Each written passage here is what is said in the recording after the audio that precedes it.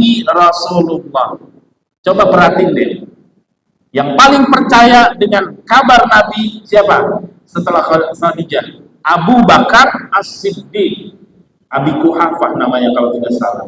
As-Siddiq, Siddiq itu dia percaya sepercaya-percayanya. Sampai suatu ketika orang Arab Badui ngeledek Abu Bakar, ngetes. Saya waktu itu bertemu Muhammad atau gimana gitu. Dia bisa berbicara kepada serigala.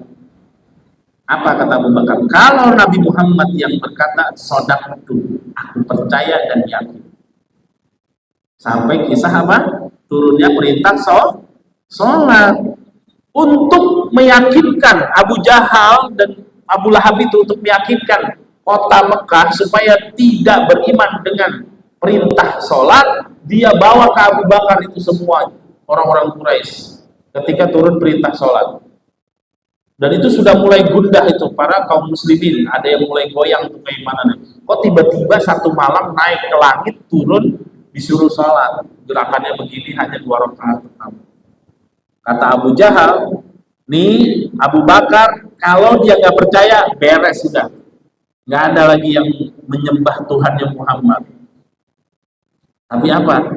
Allah menakdirkan yang mendampingi Rasulullah yang paling kuat kepercayaannya adalah Abu Bakar. Ketika diceritakan peristiwa Isra Mi'raj, Abu Bakar berkata, siapa yang mengatakan itu? Muhammad. Shadaqatu. Kita jadi tahu siapa yang mendampingi Nabi Muhammad. Kisah Umar bin Khattab. 1, Abu Bakar sangat percaya kepada Rasulullah.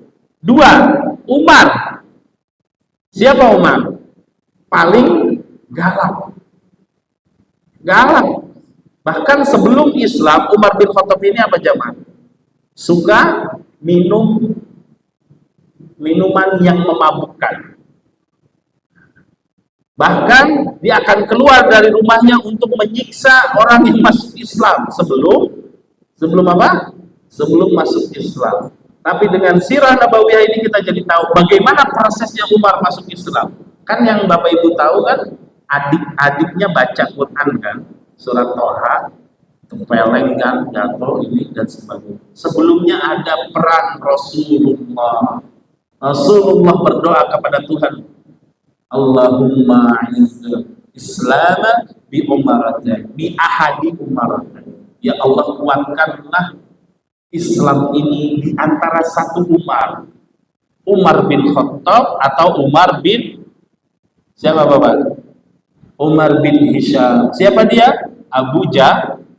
Abu Jahal namanya Umar, Bapak Ibu sekalian. Itu doa Nabi. 2 Umar ini sama-sama galak, sama-sama penguasa Mekah dan sama-sama disegani. Bahkan Umar bin Khattab dalam satu kisah ketika dia udah masuk Islam, dia datang ke Mekah, asyhadu an la ilaha illallah, asyhadu anna Muhammadar Rasulullah. Mulai detik ini nggak boleh ada yang menyentuh Muhammad. Kalau ada yang mau menyerang Muhammad, ganggu dia, nyenggol Muhammad, berhadapan denganku. Itu ketika Umar masuk Islam. Dan dia berkelahi sama orang kafir Quraisy dekat Ka'bah 1 hari, dari pagi sampai sore, istirahat 1 lawan 5. Itu Umar 1 lawan 5 istirahatnya ketika jam makan dan istirahat. Ada itu Pak, Umar bin Khattab itu. Ini kita dari belajar sirah, siapa? Kita tahu sahabat-sahabat yang mendampingi. Kayak tadi Abu Ubaidah bin Al-Jarrah. Wafatnya tahu nggak Bapak Ibu Abu Ubaidah bin Al-Jarrah? Dia itu jadi gubernur. Ada wabah. Kalau kayak kita dulu corona. Tapi dulu zaman bukan corona, wabah penyakit taun lah kalau tidak salah. Kata khalifah, kembali ente ke sini, kembali ke Madinah, selamatkan dirimu. Apa jawaban Abu Ubaidah bin Al-Jarrah? Aku hidup dan mati di sini bersama rakyat. Wafat dengan penyakit yang mewabah yang ada di daerah. Itu sahabat Abu Ubaidah bin. Siapa lagi sahabat? Utsman, duitnya banyak. Ada siapa lagi? Ali, dijuluki gerbangnya ilmu pengetahuan. Suatu ketika Umar bin Khattab menjadi khalifah. Didatangi orang Yahudi nih pendeta. Umar ditanya, wahai khalifah, jawab pertanyaanku. Kalau kau bisa jawab, aku masuk Islam. Gitu kan? Kapan pintu langit kebuka? Umar bingung. Panggil Salman Al-Farisi. Salman, sini. Tahu Salman Al-Farisi Bapak Ibu? Dari Persia. Dia yang membuka usul kepada Rasulullah ketika mau perang Khandaq. Ya Rasulullah, di Arab belum pernah terjadi, gali parit. Itu yang kita lakukan di Persia. Kalau kekuatan kita sedikit, mau diserang, pertahanannya gali parit yang dalam. Nah, itu namanya Salman Al-Farisi. Salman Al-Farisi dipanggil sama Umar. Panggil Ali. Ali dipanggil. Ali, jawab nih para pendeta tiga, nanya yang enggak. Kapan pintu langit kebuka, kapan tertutup? Apa jawaban Ali bin Abi Thalib? Pintu langit akan tertutup dengan asyirku billah. Kalau kamu menduakan Tuhan, pintu langit tertutup. Doa-doamu, ampunannya akan hilang semua. Tapi kalau kamu mengucapkan la ilaha illallah, mengesahkan Allah, akan terbuka selebar-lebarnya rahmat Allah, pertolongan Allah. Begitu terusnya, sampai ada salah satu pertanyaannya, sebutkan kuburan berjalan. Itu pertanyaan pendeta Yahudi kepada Umar bin Khattab. Tapi Umar bin Khattab dengan bijaknya, dia seorang khalifah, berikan kesempatan kepada, memang porsi ilmunya Ali bin Abi Thalib lebih luas. Dijawab sama Ali, Nabi Yunus dimakan sama ikan paus, berjalan itu kan di lautan, seperti kuburan berjalan. Logika orang Yahudi dari dulu logikanya bermain, tapi semuanya dijawab, masuk Islam. Banyak kisah-kisahnya sahabat jangan sekalian. Bahkan dengan kita belajar sirah nabawiyah, kita tahu siapa itu muhajirin, sahabat-sahabat Rasulullah, siapa itu Ansar. Muhajirin itu orang-orang yang beriman dari Mekah. Ketika nanti ada perintah hijrah ke Madinah, yang muhajirin ini meninggalkan hartanya, profesinya, jabatannya, bahkan keluarganya yang tidak beriman, anak, istrinya, orang tuanya yang tidak beriman, kata Rasulullah, tinggalkan menuju la ilaha illallah. Salah satunya siapa? Abdurrahman bin Auf. Kekayaannya melimpah. Datang hijrah ke Madinah, udah bawa badan aja. Ketemu Ansor yang sudah beriman di Madinah, mereka menolong muhajirin. Salah satunya Abdurrahman bin Auf ditawarin bisnis. Apa kata Abdurrahman? Tunjukkan aku pasar. Udah mulai.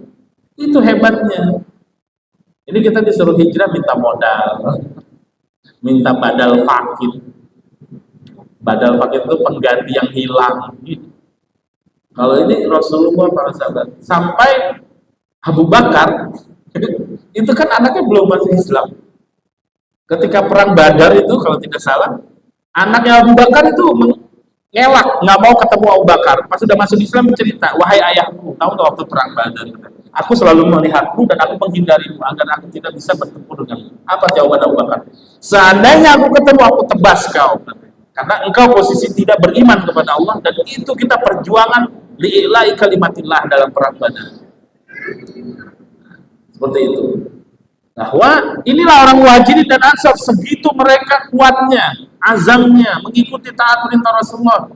Di baiat, perjalanan Mekah Madinah, belum ada kereta cepat seperti sekarang Bapak Ibu. Dia hanya naik onta. Naik bis waktu itu 7 sampai 9 jam. Oh, kalau itu setengah jam apa 2 jam naik kereta cepat.